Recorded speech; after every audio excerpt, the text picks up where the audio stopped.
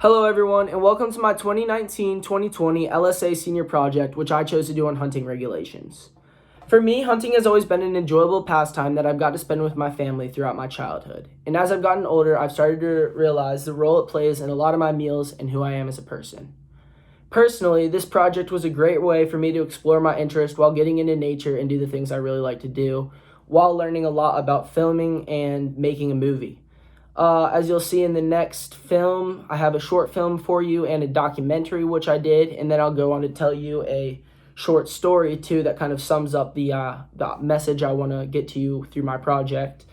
I hope you'll be able to see some of the things that I got to experience for the first time, along with you guys maybe getting to definitely learning some new details. And yeah, I really hope you do enjoy it because a lot of work went into this, and I really did have a good time filming it. Okay, so with that being said, we're going to go ahead and move on to the first piece of the project, which is actually going to be the documentary.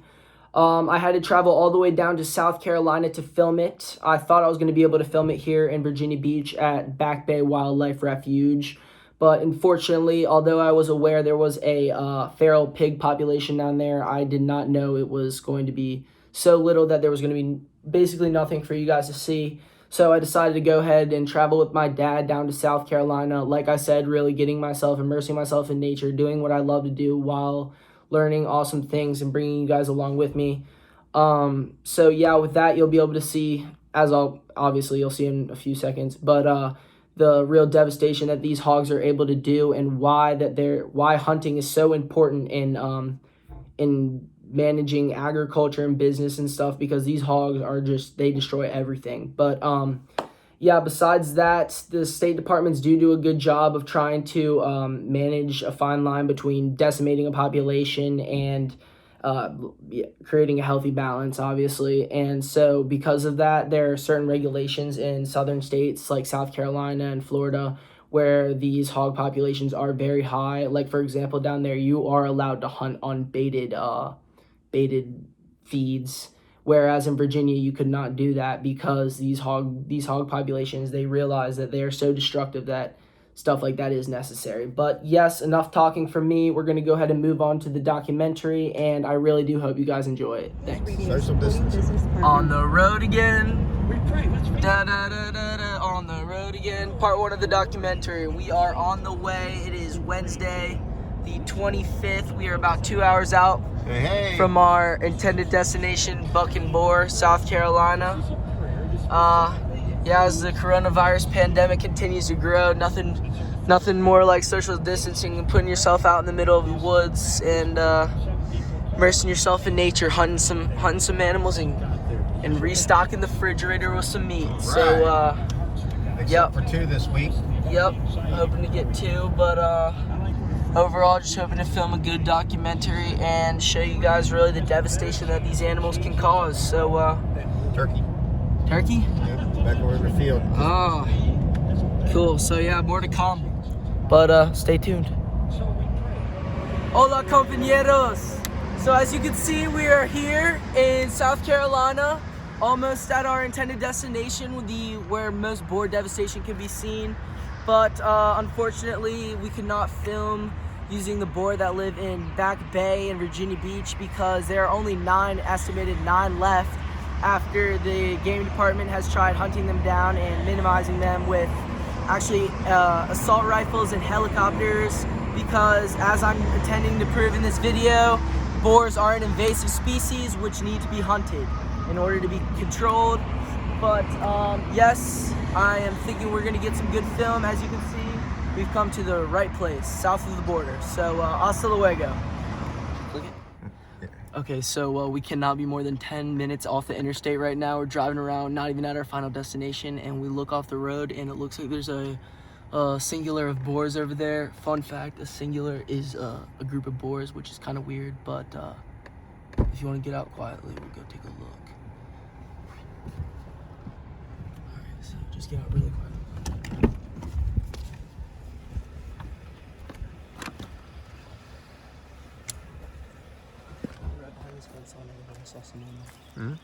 Right behind the fence.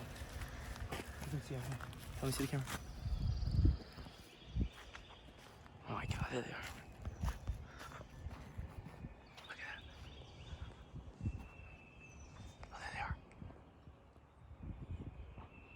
This is completely just right off the road. Oh my god, huge. Look at that. Wow. What are the odds right here off this little back road? Here, Dad, film me. I want to give some facts. So, yeah, boars can actually be found in every county in South Carolina. So, this is kind of the reason why we came here, but they're an invasive species, and they actually came over on some of the first boats from Asia and Europe, the European boar. But they're a nuisance. They're just tearing up all the agriculture crops. They're just very destructive, and because of that, the regulations here in South Carolina to hunt these animals are very, very limited. Basically, all you need is a hunting license for the state, and besides that, you can hunt them in the day, you can hunt them at night. There's no closed season. It's just very, very, very loose regulations, and the reason is because they are so destructive and they multiply so fast. A boar can actually start reproducing at only 6 months old, and as you can imagine, that just leads to more and more boar and more of a problem. But here we are. We've made it to the old bucking boar. The chauffeur. As you'll probably will have seen, we already saw some hogs on the way here. We stopped and got a video, but yeah, just some good time down by the lake, enjoying nature, enjoying social distancing. About to go out hunting in not too long, but yeah, just some other facts that I thought I'd throw in there. This place actually does offer hunting off of feeders, because in South Carolina, unlike in Virginia, for boar and deer, you are allowed to use a feeder, because as I mentioned in my project, feeders actually induce lots of diseases, but down here in more southern states where it's warmer, these diseases aren't as likely to pop up, so the feeders are legal. But me and my dad are not going to be choosing to shoot off the feeder. We are instead going to be trekking through the woods and actually harvesting the boar the natural way, in my opinion. But the spot and stalk. But whoa, what in the world was that? Big old catfish? Check that out. Stuff you only find out here in nature. Great. What's up, Dad?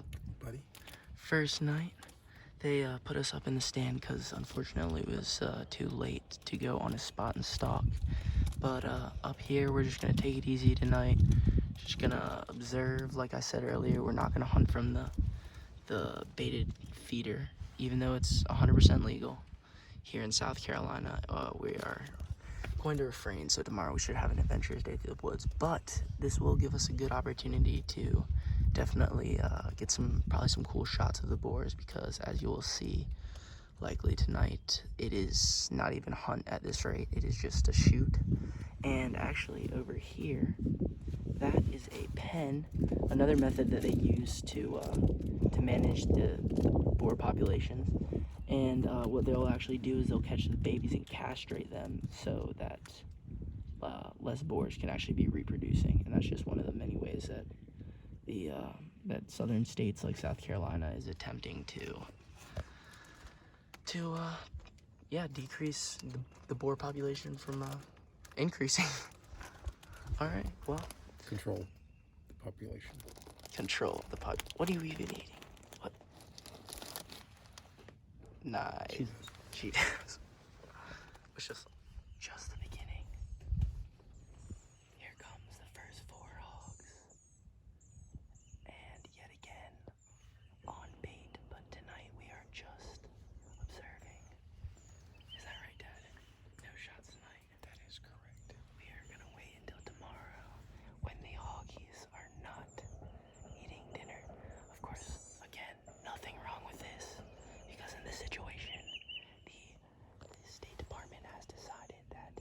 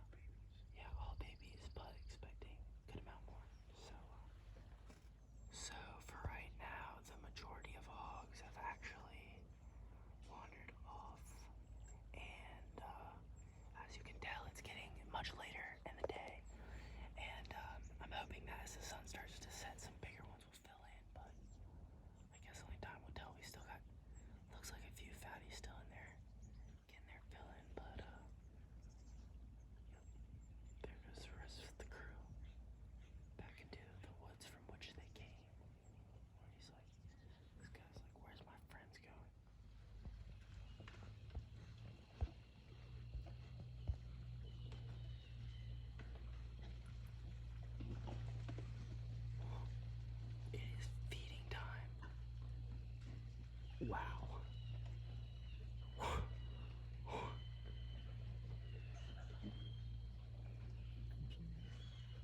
Oh my god. And this is just one of the multiple feeders set up. Oh my god.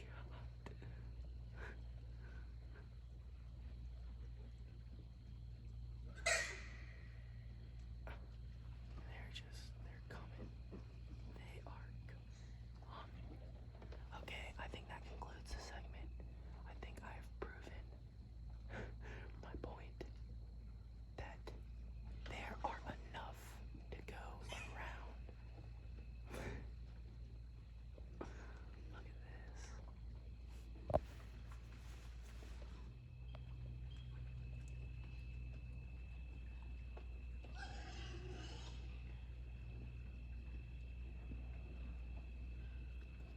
They just keep coming.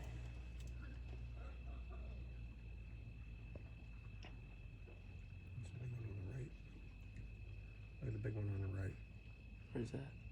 Oh shoot. The big razorback, see him? Yeah. My god. Go ahead and I can tell you. Okay, so we're out here. We're finally out hunting, and as you can see, this area has just been completely destroyed by boars near the water. So obviously, an area that they like. If you come over here, you can see there's a trail right there that goes along, and there's just everything has been just chewed up.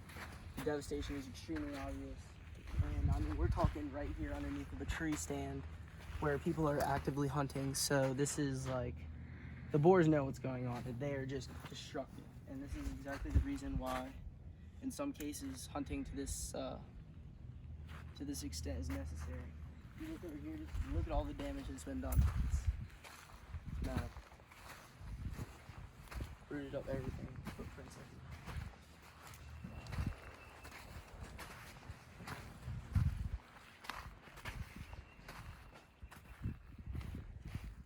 Alright, cool. All right, you ready to go start our spot and stalk? Let's get it started, guys. You can go ahead and follow me. Alright, we moved locations, but as you can see, even on the other side of the property, the damage is extremely evident. I mean, there's really not a piece of this land that the boars have not yet touched.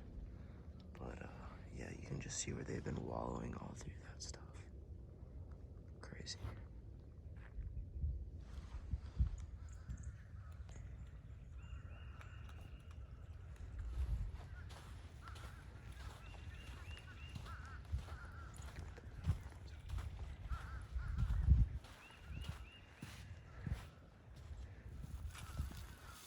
Here we are. We're out here hunting spot and stalk for number 2.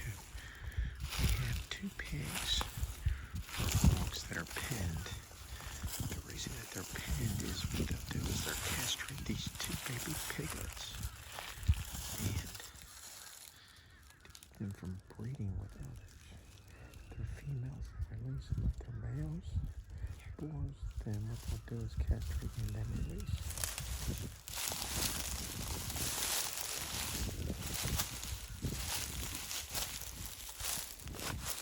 Look at this.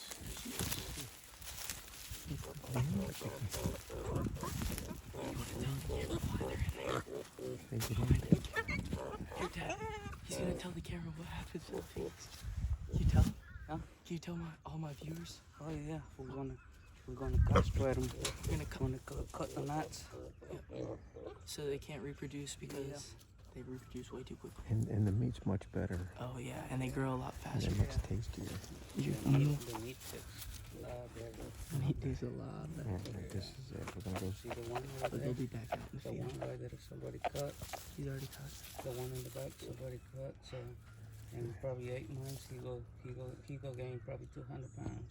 One in the back, one in the One corner. in the back. Here. So he hasn't learned his lesson from the first time. Dad, just finger in the way. Alright, good. Okay, good. As you can see, there is a game trail for these hogs. Runs all the way from the trail right to the swamp.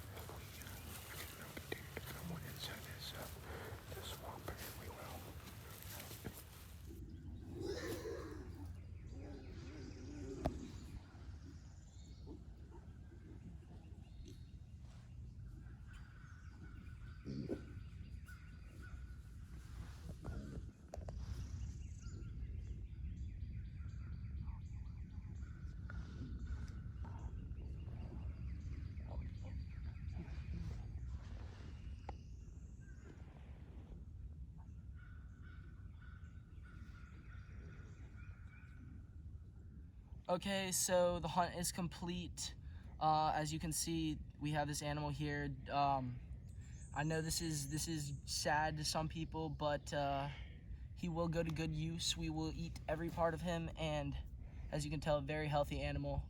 He's definitely spent his days well, eating lots of food. But besides the point, very thankful to have been able to come here and do this. But yeah, this is really what hunting's about. Again, not taking a life, but what the life is giving to you. And as you've seen from the rest of this video, the boars there are taking him out of the forest isn't wiping out the population, and that's why we have legislation set in place so that we can come out here, we can have fun, we can get our own food, but at the same time we're still making sure that the environment is a natural place and a place that we should spend our time outside. So thank you God, and thank you guys for watching. I hope that you enjoyed, and I hope you learned a little something about hunting.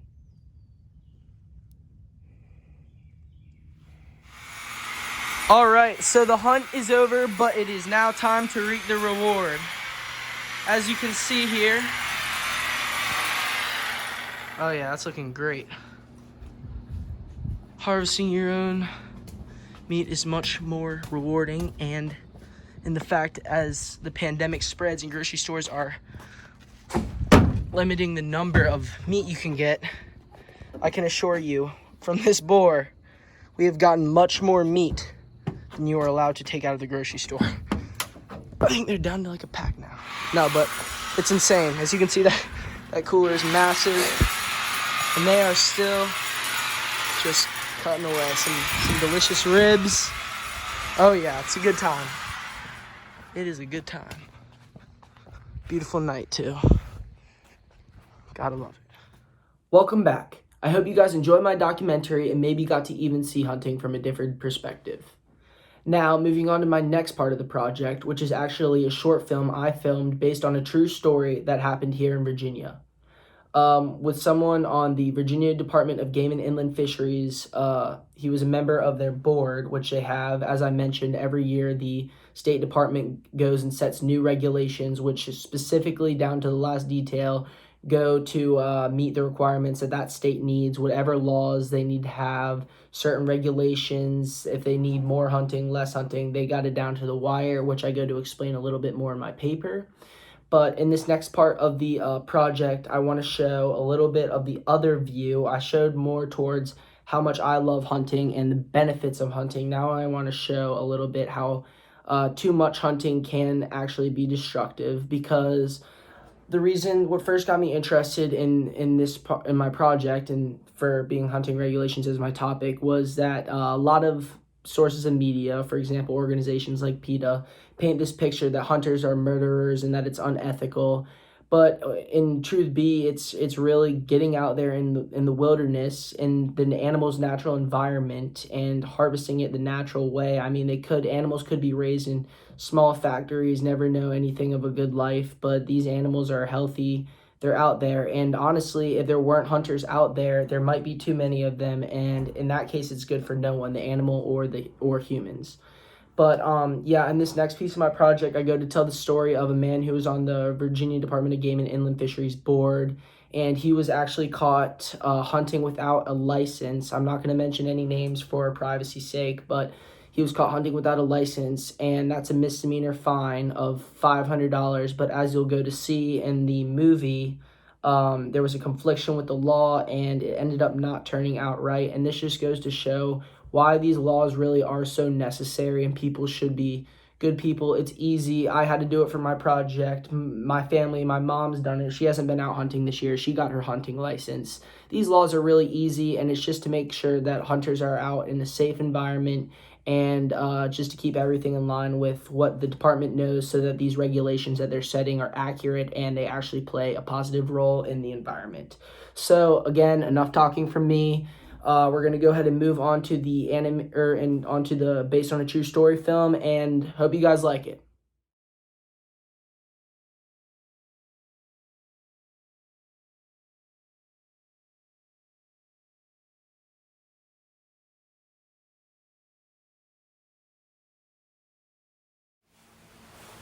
All right, gentlemen. So as promised, we're gonna keep this meeting short, but thank you guys for coming. And do you guys have anything else to say before we wrap everything up? Nope. We just need to make sure we get those new regulations uploaded for the new hockey season. But besides that, I'm good. Yeah. I will be sure to get on that. But I'm gonna go. Actually, I'm going hunting up at Isle of Wight this weekend. But I'll keep you guys posted if I do get anything. All right. You guys take care now.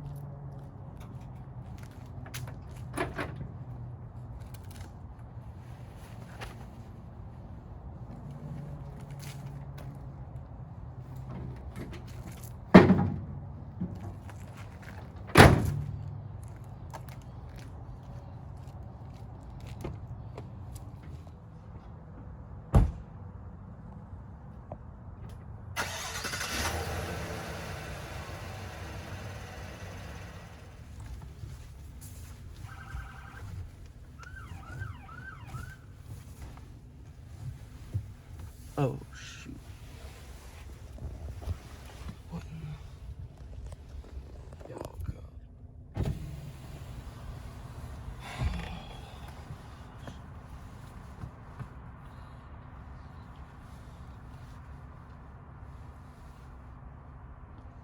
Good evening, sir. Hello, officer. How are you doing tonight? Swell. License and registration, please. Oh, yes, sir.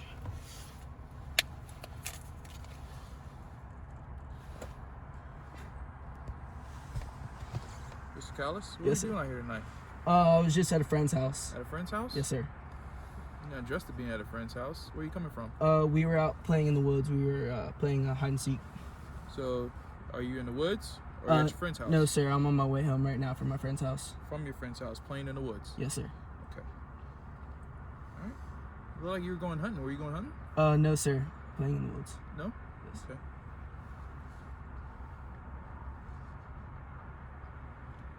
All right. What's in the back of your truck? Should be some bags and some other stuff. Some of us is what? Can you repeat that, sir? There should be some, I believe, an orange vest and maybe a rack. You mind if I go take a look? Yes, sir. We can go ahead and examine. Okay. The rack? Yes, sir. Wow, that is a nice rack. Yes, sir. All right. You have your hunting license. I was just about to get that renewed.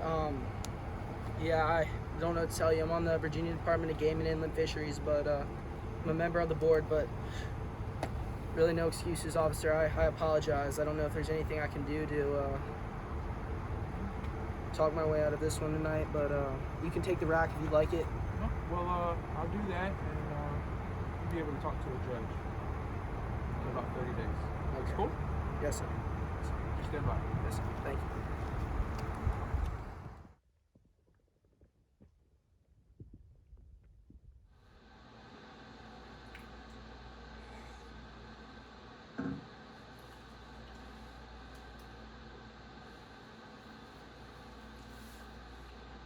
Good afternoon, Your Honor. Although my client pleads guilty to committing the misdemeanor offense, I ask that you look to Virginia Code 29.1-335 of the Virginia Constitution, where it clearly states that a guilty party shall pay a fee equal to the cost of the required license to be paid into the state treasury and credited to the Game Protection Fund, thereby holding the defendant, my client, solely subjected to pay a fine equivalent to that of the cost of the license rather than the fine associated with the misdemeanor offense of $500.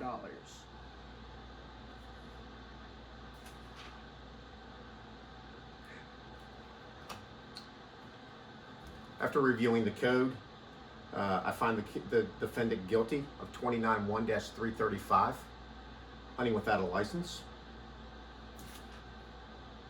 I'm holding him responsible to pay the fee the same as that of a license, $23, voiding the original fine of $500. Next case. Hello, and again, welcome back. I really hope you guys like the short film. It took a lot of time to do, and I certainly learned a lot of things about producing and filming movies during it. But yeah, unfortunately, at the end there, the court scene, at my school, First Colonial, we have a mock courtroom. But unfortunately, due to the coronavirus pandemic, I had to improvise and do it at my house. But besides the point, I hope you guys got the message, which was that in some case scenarios, such as the one I just demonstrated, law conflictions result in people who did the wrong thing getting off on the easy side of things. And yeah, for hunting especially, that's not a good thing, because we want to show people really that you should not violate. Again, these are easy, simple things to do to make sure you're doing the right thing. And I mean, it's part of the fun. Just do the right thing and then have your fun. But moving forward, nothing really could have been done in that case because it was the law that was the problem there. But as I'm going to show in my next part of the project, which is going to be a story time, I'm going to show how normal people like you and I can actually change the law by putting out hard work, standing out, and being brave. And actually, the example I'm going to give to you guys really hits home. I always knew Mr. Ficarra. He lived down the street, literally right down the street from me. Since I was a child, he had his golden retriever, and he was a very big hunter, big duck hunter. But I would always go down with my dad as a little kid and check out his duck mounts because he was big into taxidermy too. But yeah, Mr. Ficarra actually, besides being in the military and living a great life, he unfortunately passed away a few years ago. He changed the laws here in Virginia, the blue laws on hunting, which I'm going to go ahead and tell in my next story. But yeah, this story is really just to inspire people like you and me that we are capable of standing out and making a difference. So I really hope you guys, again, enjoy it, and thanks for watching. Hi everyone, and welcome back. Yeah, so welcome to story time. I figured what a better way to do story time than outside. Right there, actually, Ficarra with a little duck. This actually has to do with the story I'm about to tell you, because as I mentioned previously, a very influential person just lived just down the street from me. I'm literally like 5 blocks away, or 5 houses down away from my house right now. But yeah, growing up, I always would go to his house. As you saw, he had a duck on his mailbox. He did duck taxidermy, and he has all types of beautiful ducks in there. But besides the point, in the 1990s, Virginia had things called blue laws, which essentially you weren't allowed to hunt on Sunday. It was illegal because Sunday was a religious day, and it was a day you weren't supposed to really do much. So hunting was actually illegal on Sundays. And what Mr. Ficarra did was he went up and called the local game warden and told them a hunting violation had been committed. And upon them asking where it had been committed, he told them that the following day he was going to be the one committing the violation in a nearby field, and gave them a precise location, where he was met by the game warden. And he was advocating for the fact that it inhibited his rights, that they could not take away his right to hunt on a Sunday, because that was his only day he didn't have work, and that's what he wanted to do with his time. And so Mr. Ficarra actually ended up getting arrested. He didn't even have to hunt anything. He simply just had to meet the game warden and go walking through the field with the gun, and that was enough for him. But what this did was, like a lot of things, it sparked rebellion against the topic, and it brought a lot of light onto the subject as well. And after this, people rallied and protested, and finally the law was changed, and now you are allowed to hunt on Sundays. And what a better way to end story time right there. The sunset in the background, enjoying nature, and it seems to be perfect timing because I just got back home. So yeah, pretty cool. Such an influential person to something so dear to me lived just down the street, and I never even knew it. As I said, he unfortunately passed away a few years ago, but he lived a great life. We actually went to his reception, and they named some of the things he did, from tearing through the jungles to doing stuff like this on the home front of changing laws and everything. He was just an awesome person. So yeah, awesome to remember him. But yeah, with that, maybe that will inspire some of you guys to get out here and start fighting for the things that you believe in, because I'll tell you, enough fire behind a subject, things get rolling. But awesome. Thanks for watching, you guys. Thanks for listening. Hello again, and welcome back for the final time. I hope you guys liked the video and caught the message that I was trying to send out, that things are possible when we take risks. If Mr. Ficarra would have sat back on his couch and just been fine with the fact he couldn't hunt on Sundays, perhaps the blue laws would still be in place and we couldn't hunt on Sundays now. It's people like Mr. Ficarra who are willing to get out of their comfort zone and take risks that actually cause this change to happen. Now, with that, throughout the entire course of my project, I've kind of found this underlying theme of taking risks. And this applies as before in the case, the statute we gave an example of. Yes, there was a confliction, but there's always room to change. There's room to make changes, but you have to be willing to step out of your comfort zone. Hunting, it's man's most primitive art as far as I'm concerned. Since the beginning of humanity, humans have had to hunt to survive.